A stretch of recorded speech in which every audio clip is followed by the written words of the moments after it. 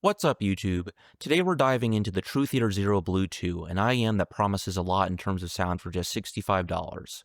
Let's find out if it lives up to the hype. We'll cover the Blue 2 in terms of accessories, build quality, design, comfort, and of course, sound quality. Before we get into the review, I want to give a quick disclaimer that my review unit was sent out to me by Shenzhen Audio. As always, I'm not being paid to make this review, and my thoughts and opinions are my own. With that out of the way, let's go ahead and get into the review. The Truthear Zero Blue 2 comes in a compact rectangular box featuring an anime waifu illustration on the front. Inside, you'll find the IEMs themselves, a selection of silicone and foam ear tips, a storage pouch, a 5-ohm impedance adapter, which we'll talk more about later, and the usual assortment of user manuals and warranty information. Let's talk about build quality next. For $65, the build feels great, as I've come to expect from a Hey-Gears 3D printed product. The Blue 2's shells are made from lightweight but sturdy resin with a polished finish. The included cable is okay in terms of fit and finish, but it's a little bit prone to tangling. The nozzles do have a lip to keep ear tips in place.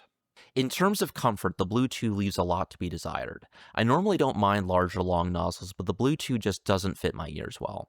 It creates pressure hotspots at the bases of the nozzles, making extended listening sessions uncomfortable. Seal is also iffy. The IEMs tip out of my ears unless I jam the nozzles in deep, which worsens the comfort issues. Finally, I feel like passive isolation is pretty average. If you've made it this far into the video, please do me a favor by liking the video and subscribing to the channel if you haven't already. It really helps the channel grow. Now, let's go ahead and pull up the graph and talk about the sound. I'll also leave a link to these measurements in the video description. Looking at the graph of the Truthear Zero Blue 2 without the impedance adapter, you've got a standard sub-bass shelf below 200 Hz, a slightly recessed lower mid-range, an ear gain region that is most elevated between 3 and 5 kHz, and a distinct elevation in the upper treble region. The bass is punchy and well extended, with moderate sub-bass rumble. It's elevated but clean sounding without bleeding into the mids. All of that is kind of to be expected at this point, though. The lower mid-range is a lot less recessed compared to the bass shelf in the ear gain region than what we have typically seen over the last couple of years, which is nice to see, but there are a couple of other things I want to point out here.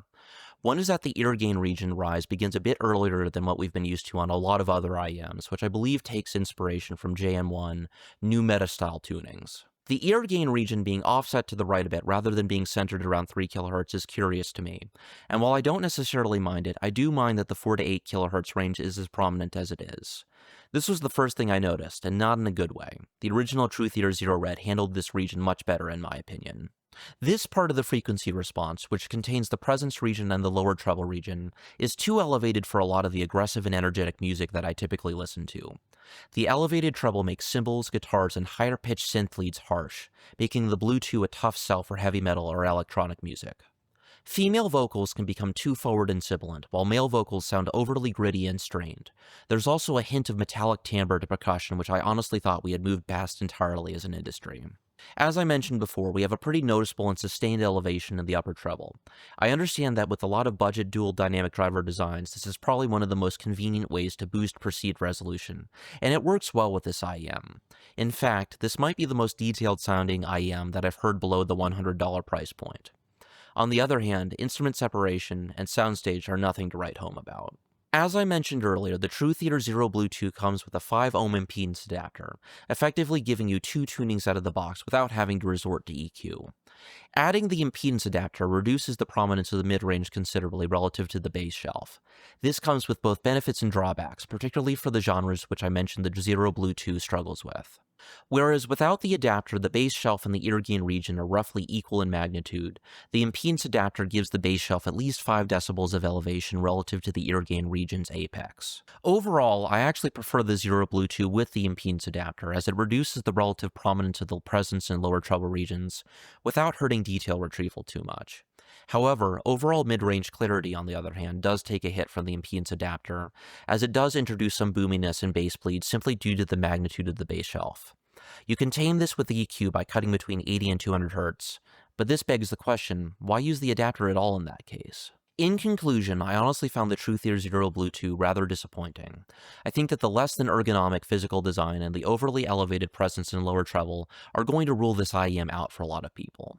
What do you think, though? Can you live with bulky nozzles on your IEMs? Do you think that this IEM is going to be a hit in spite of the tonal issues I've identified? Let me know in the comments. Thanks for sticking around until the end of the video. I appreciate you tuning in and for indulging my return to headphone reviewing sooner than I honestly expected to. Even with my shift to camera content, I still feel that it's important to share my honest thoughts on hyped releases like the Zero Blue 2. Until next time, this is Bedrock Reviews, signing off.